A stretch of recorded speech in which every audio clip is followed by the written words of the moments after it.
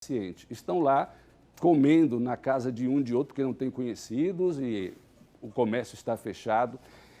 A filha dele, do avô, na verdade, a neta, mandou mensagem para a gente, que ela chama de pai, mas é avô, mandou mensagem para a gente falando dessa situação, desse drama que continua. Vamos acompanhar. Meu pai foi levado lá para o hospital de Estância. A minha mãe foi lá para poder saber dele. Chegando lá, ela foi informada de que o médico falaria sobre o quadro clínico dele às 15 horas.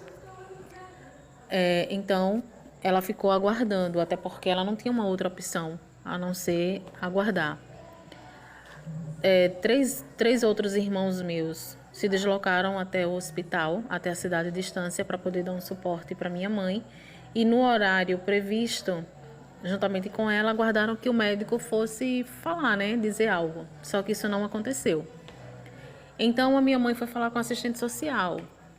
E a assistente social disse que o médico iria avaliar os pacientes e só depois falaria com os familiares. Só que até às 18h36, a minha mãe não teve esse retorno, minha mãe não teve essa informação através do médico de como que meu pai estaria, qual o quadro clínico do meu pai.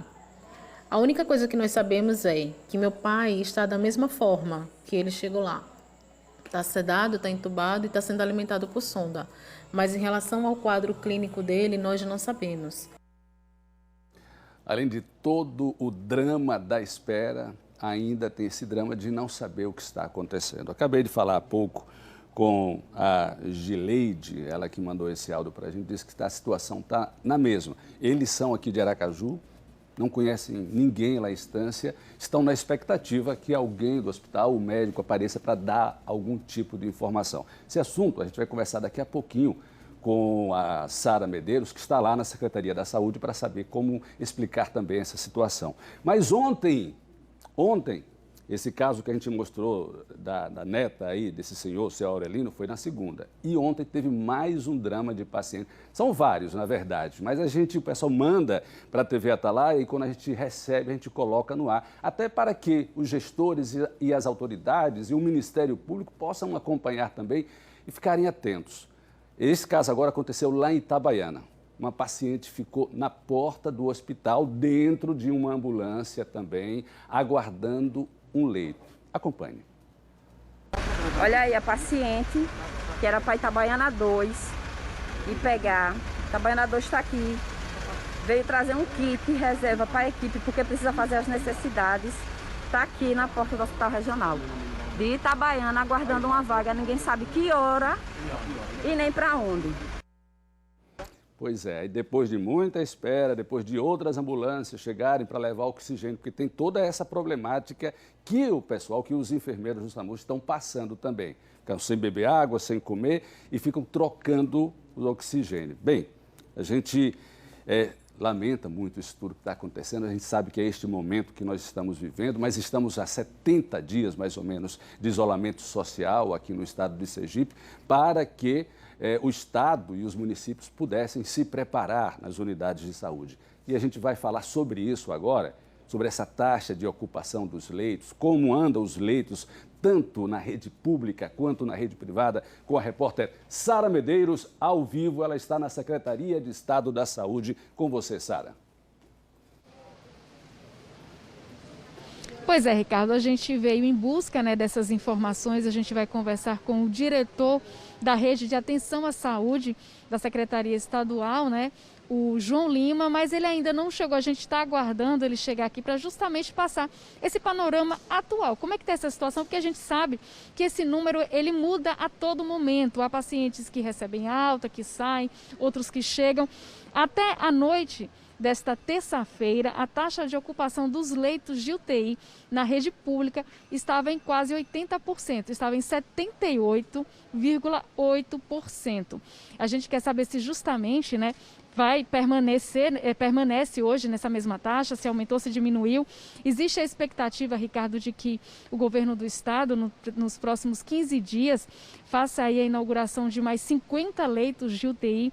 A gente sabe que os pacientes da Covid-19, a maioria necessita do respirador, principalmente do leito de UTI, e que nesse momento é primordial que tenha leitos suficientes para atender essa demanda que é crescente. Infelizmente, é uma demanda crescente. O isolamento social aqui no estado de Sergipe, ele é um dos mais baixos do país. O ideal seria em torno de 70%, a gente sabe que fica abaixo aí dos 50%, a gente tem que melhorar bastante esse isolamento social. A gente aguarda a chegada do João Lima para a gente dar continuidade a esse assunto, Ricardo, porque é um assunto que toda a população sergipana, né, está aguardando, toda a população sergipana fica se informando para saber como é que está essa questão da taxa de ocupação dos leitos de UTI, tanto da rede pública quanto da privada, e também dos leitos de enfermaria. A gente vai trazer esse panorama já já.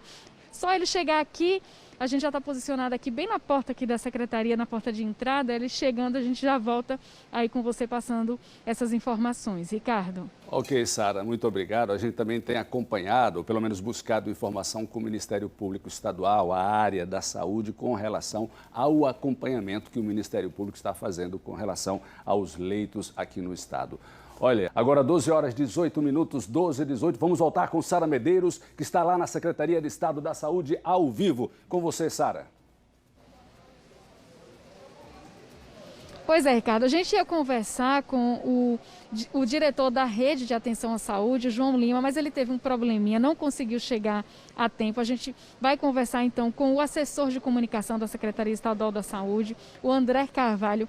Agora, Ricardo, antes de entrar no assunto que a gente veio aqui de fato conversar com ele sobre a questão da taxa de ocupação com o João Lima, a gente vai aproveitar que a gente está aqui com o assessor de comunicação, que é uma pessoa que está a pé de todas as informações que acontecem, né, na secretaria, e a gente vai ouvir a resposta com relação a esses dois casos que a gente mostrou no início da edição aqui do Balanço Geral, do seu Aurelino e também do caso de Itabaiana.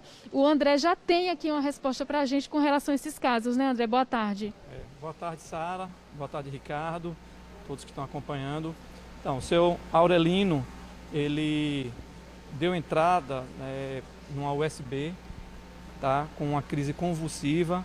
Ele foi levado, foi trazido para o USE, uma ambulância.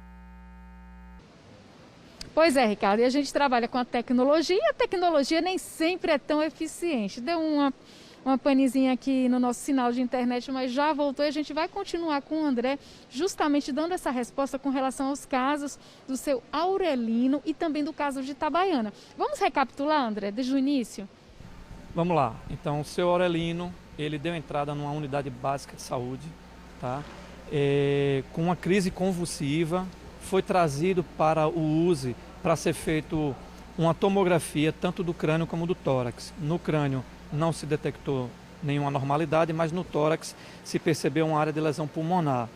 Ele retornou depois desse exame para a estância, onde ele ficou na área Covid, né, numa área de isolamento. Nessa área de estabilização, ele fez o teste rápido, deu negativo, mas aí a equipe também pediu o teste de SWAB, né, o teste do RT-PCR, está aguardando o resultado. Então a gente espera aí esse resultado para ver para onde, qual o leito, né, que ele vai. E com relação ao caso de Itabaiana? Bom, o caso de Itabaiana, o que a gente percebeu ali foi uma questão mesmo de regulação. Então o que acontece, Sara, é que a gente está com muitas solicitações, né, são muitos casos que têm ocorrido aqui no nosso estado de solicitação de transferência. E esses casos que têm gerado uma certa demora são os casos relacionados ao atendimento aos casos Covid, que são esses leitos reservados para os suspeitos, né, ou confirmados. Então, o que a gente percebe é que é uma quantidade mínima de atendimentos do SAMU que tem gerado esses contratempos. Por exemplo, ontem foram 114 atendimentos do SAMU em todo o estado de Sergipe. Então, nós tivemos apenas esse caso aí, né, que a gente registrou. Anteontem foram mais de 130 ocorrências, então somente uma ou duas que a gente teve esse problema por conta desse aumento significativo nos casos, né, de Covid aqui no nosso estado, em todo o país, que realmente tem dificultado, né, a pandemia tem trazido esses problemas. A gente pede compreensão das pessoas, tá? Um pouco de equilíbrio nesse momento, porque é uma situação que todos nós estamos passando, a rede está se estruturando, está discutindo onde pode melhorar, né? Então é isso. Pois é, André, a gente queria também saber de você, como é que está essa taxa de ocupação hoje dos leitos, tanto da rede privada quanto da rede pública de UTI e também a taxa de enfermaria. A gente sabe que no último boletim que foi divulgado ontem à noite, a taxa de ocupação dos leitos de UTI da rede pública já estava beirando aos 80%, 78,8%. Como é que essa situação está hoje? Pois é, a maior preocupação do Estado hoje são realmente esses leitos de UTI. Por exemplo, a gente já está aqui, o hospital de urgência, né, o USE, nós estamos são 28 leitos e estamos com 100% já da sua capacidade, ou seja, todos os leitos já estão ocupados. O hospital cirurgia, para atendimentos também de pacientes do SUS, são 20 leitos, nós estamos com 70% da capacidade. O hospital universitário de Lagarto, 50%, então tem 10 leitos, estão com 5 ocupados. O HU, aqui em Aracaju, que são leitos também regulados pelo Estado, são 14 leitos, estamos com 85%.